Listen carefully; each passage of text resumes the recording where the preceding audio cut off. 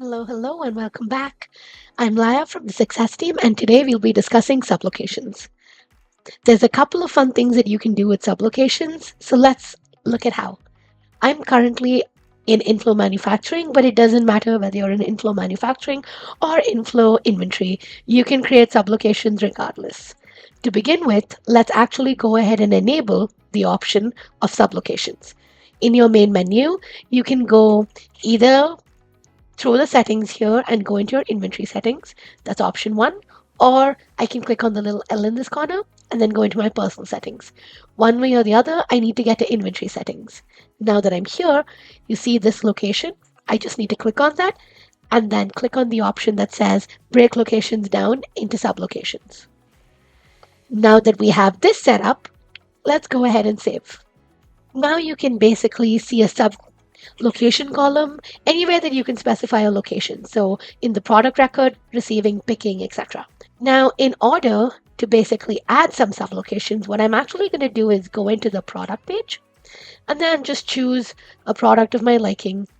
So let's go into something like an air freshener spray. And over here now, I can actually click on this and choose a sublocation. So I'm going to add a sublocation here and then call it aisle 1. Or let's call it shelf 1 in this case. And let's make sure to add the plus button here or click on the plus button to actually add in your sublocation. And don't forget to save. But before I do that, I'm actually going to add in some product in this case. So I'm going to go ahead and add in 59 cans in this first sublocation and actually remove the 59 here so that we have 300 in an unspecified sublocation and 59 in shelf 1. So let's just save for the time being. Don't forget with inFlow, save as you go. It'll make everything easier in the long run. While I'm here, I'm going to add a few more sublocations.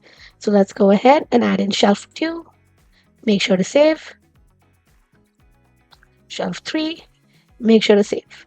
I'm now just going to make sure that these 300 cans go 150 and 150 into both of these shelves. And remove this entirely. And now we save. So now you can see that all the sublocations that I have that currently have product in them can actually be seen.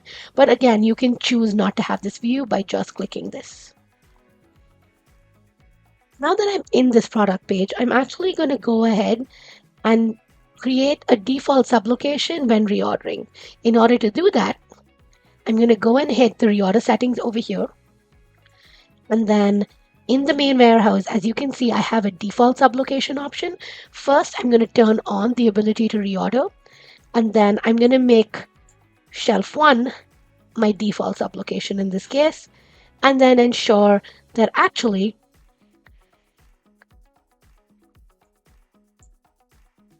when I run below, let's say 20 cans, I'm actually going to order an extra 100 for this specific sublocation. And once I'm ready, I can choose done. And that's pretty much it. That's my default reorder sublocation saved. Now, to make this a little bit simpler to actually see, let's actually go in and create something. So let's create an order for this customer. Let me pull up this particular product. Now it's not available in the roastery, so I'm going to go back to the main warehouse and I'm going to save. Let's actually say that I want to sell 25 cans for the time being. Once you've done this, when you go into the pick tab, let's go ahead and autofill, you'll actually see that since I did set shelf 1 as my default reordering sublocation, it's also my default sublocation here. So if I want to change this at any point, I can absolutely change it to shelf 2 or shelf 3.